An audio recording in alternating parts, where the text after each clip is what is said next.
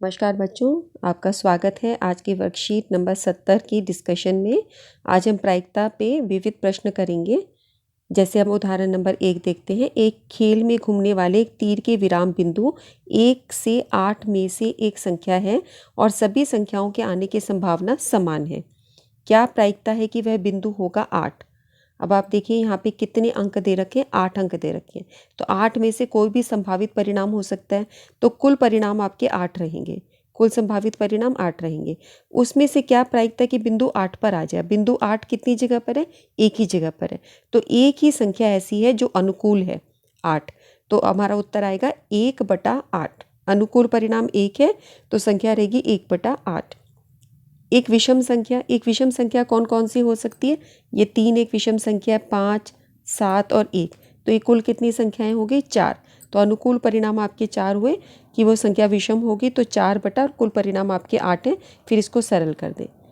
इसके बाद हमारा अगला प्रश्न है, क्या परिणाम है कि वो 2 से अधिक संख्या है। 2 से अधिक संख्याएं कौन सी हैं, ये सारी ये 2 से अधिक संख्याएं।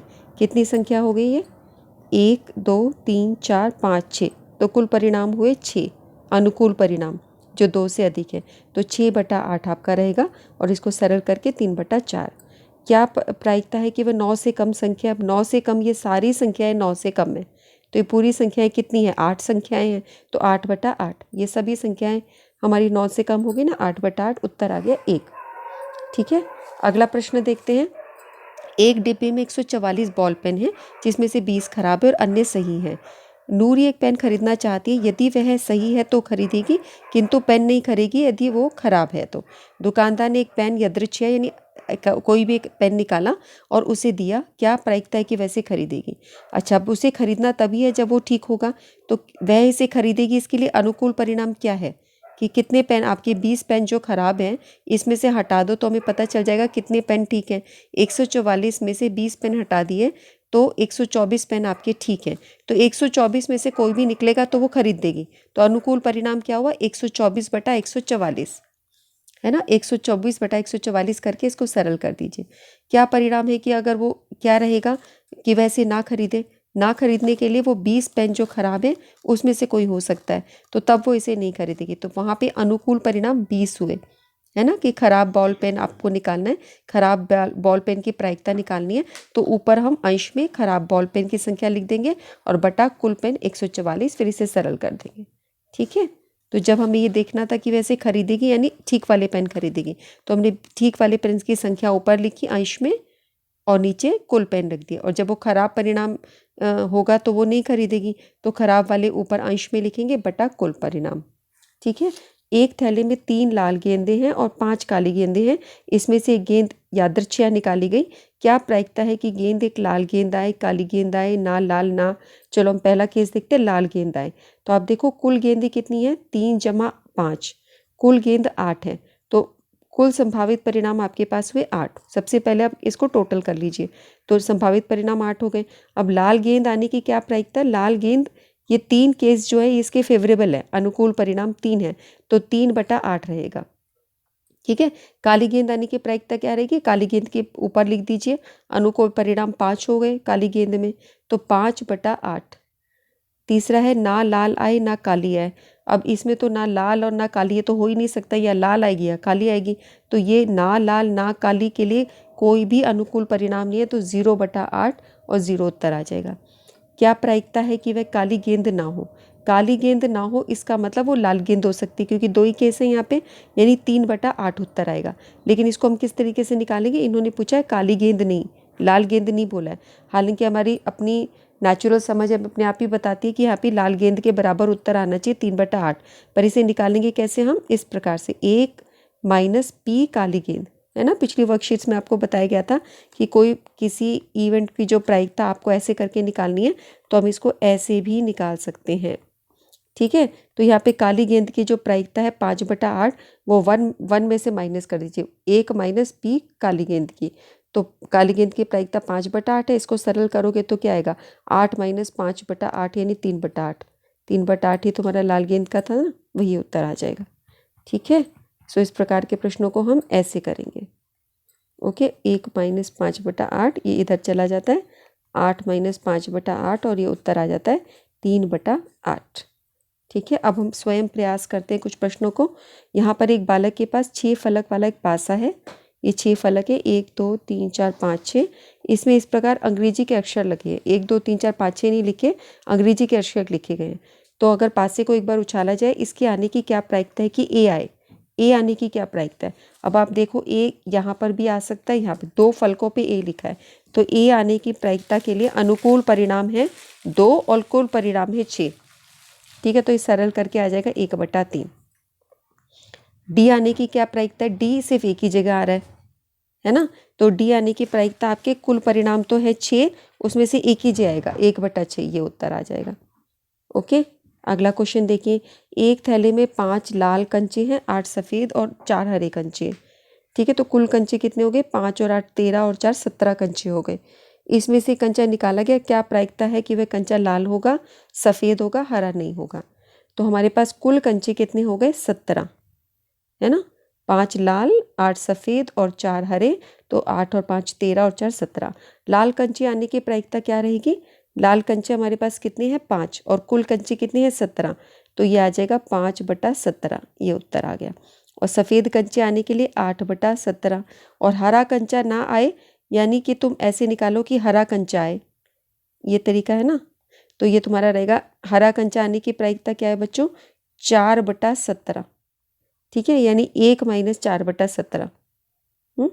हम इसको लिख सकते हैं, हरा कंचा ये है, तो ये तुम्हारा रहेगा 1 माइनस 4/17, और इसको हल करोगे तो 17 माइनस 4/17, और ये तुम्हारे पास आ जाएगा 13/17। तो ये जो तुम्हारा प्रश्न था कि हरा कंचा ना आए, यानी कि लाल और सफ़ेद आ सकता है। लाल और सफ़ेद कितने? 8 और 5 13, तो यानी कि 13/17, है ना, वो हमने इस प्रकार से भी निकाल दिया। ओके, ये हमारा 8/17 लिखा गया। ठीक है, तो इसको आप, इस प्रश्न को आप 2 तरीके से सोच सकते हो। हरा कंचा ना आए, इसका मतलब लाल आए, सफ़ेद आए, तो आपको पता है लाल और सफ़ेद ऊपर अनुकूल परिणाम हो गए, तो 13/17 उत्तर आना चाहिए। पर आप इसको कैसे करके दिखाओगे? हरा कंचा ना आने की प्रायिकता बोली गई है ना, तो अब 1 माइनस पी हरा कंचा आने की प्रायिकता। ठीक है, तो हरा कंचा आने की प्रायिकता क्या है? 4/17, 1 में से घटा दीजिए, 13/17 उत्तर हो गए। ठीक है, अगला देखिए। एक पुस्तक में 1 से 90 तक प्रश्न हैं। यदि एक पृष्ठ खोला जाता है, प्रायिकता ज्ञात कीजिए कि पृष्ठ पर होगी 2 अंकों की संख्या। तो कुल पृष्ठ आपके पास है 9, 2 अंकों की संख्या होगी आपकी। तो 2 अंकों की संख्या कहाँ कितनी होती है हमारी? कौन कौन सी होती है 2 अंकों की संख्या? आप देखो कि 1 से लेकर 9 तक तो एक ही अंक चल रहा है, और जब 10 लिखा है, 11 लिखा है, 12, ये सब 2 अंक शुरू हो गए, कहाँ तक रहेंगे? 90 तक। यानी 10 से लेकर 90 तक सारे 2 अंक है तुम्हारे। तो ये कुल कितने हुए? इसको निकालने के लिए पिछली वर्कशीट में मैंने आपको बताया था, इन दोनों को घटा दो और 1 जमा कर दो, तो 90 में से 10 गए 80 जमा 1 81 हो गए वो संख्या।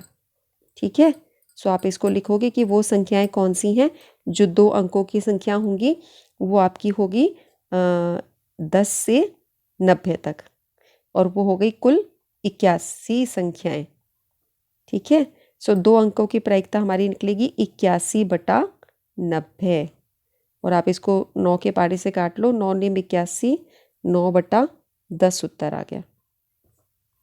ठीक है, अगला प्रश्न है, एक पूर्ण वर्ग संख्या होनी चाहिए।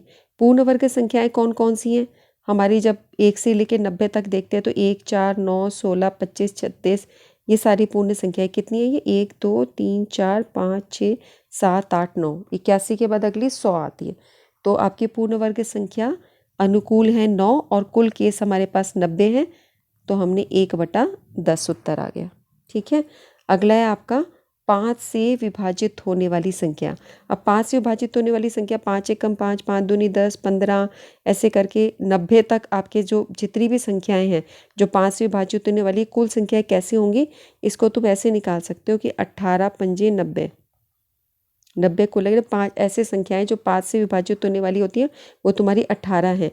तो अनुकूल परिणाम तुम्हें हुए 18 बटा कुल हुआ 90, और अब इसको सरल कर दो, 9 के पारे से काटो, 9 दूनी 18/10, और ये 1/5 आ जाएगा। 18 पंजे 90, सीधा ऐसे भी काट सकते हो, तो 1/5 उत्तर आ गया। ठीक है, अगला प्रश्न है, एक डब्बे में 5 लोहे के टुकड़े हैं और n लकड़ी के टुकड़े रखे हैं। इस प्रश्न को मैं यहीं करके दिखाती हूँ आपको। कितने लोहे के टुकड़े हैं? 5 लोहे के टुकड़े हैं। 5 लोहे के टुकड़े, n लकड़ी के टुकड़े रखे हैं। यदि लकड़ी के टुकड़े मिलने की प्रायिकता लोहे के टुकड़े मिलने की प्रायिकता से 3 गुना है, यानी लकड़ी के टुकड़े की प्रायिकता, ये लकड़ी के टुकड़े की जो प्रायिकता है वो 3 गुना है लोहे के टुकड़े की प्रायिकता से, लोहे के टुकड़े मिलने से। ठीक है। अब लकड़ी के टुकड़े की प्रायिकता आप कैसे निकालोगे? n बटा कुल आपके हुए 5 जमा n, है ना। अगर 5 लोहे के हैं, n लकड़ी के हैं, तो कुल केस आपके 5 जमा n हो गए, कुल परिणाम। ठीक है। और इधर 3 करके लोहे के कैसे निकालोगे? लोहे के कितने दिए गए हैं? 5। लोहे के टुकड़े 5 दिए हैं, तो ये निकल जाएगा 5 बटा 5 प्लस n। ठीक है। एक बार फिर से देखो, ये देखो लकड़ी के टुकड़े मिलने की प्रायिकता तुम कैसे निकालोगे? लकड़ी के टुकड़े कितने दिए? n, तो n बटा कुल कितने हो गए? 5 जमा n। लोहे के टुकड़े और लकड़ी के टुकड़े दोनों जोड़ दो। इधर लोहे के टुकड़े की प्रायिकता कैसे निकली? 5 अनुकूल परिणाम है ना, 5 बटा 5 जमा n। उसके अलावा आपको ये दिया गया है कि लकड़ी के टुकड़े की प्रायिकता लोहे के टुकड़े से 3 गुना है, तो उस हिसाब से हमने लिखा कि लकड़ी के मिलने की प्रायिकता 3 गुना है लोहे के टुकड़े मिलने की प्रायिकता से। तो इस तरह से ये 3 लिखा गया। ये समीकरण समझ आया? अब इसको हल करने के लिए हम यहाँ इसको इससे काट देंगे, तो अब तुम्हारे पास क्या आएगा? n = 3 गुना 5, ये रह गया, यानी n = 15 उत्तर रह गया आपका। n = 15, n तुम्हारा 15 हो गया। ठीक है बच्चों, इसके साथ ये वर्कशीट यहीं कंप्लीट होती है। इसको अपने फ्रेंड्स के साथ में शेयर करो, लाइक करो। ठीक है। और कमेंट सेक्शन में कमेंट करो। हम फिर मिलते हैं, तब तक के लिए आप अपना ध्यान रखिए। नमस्कार।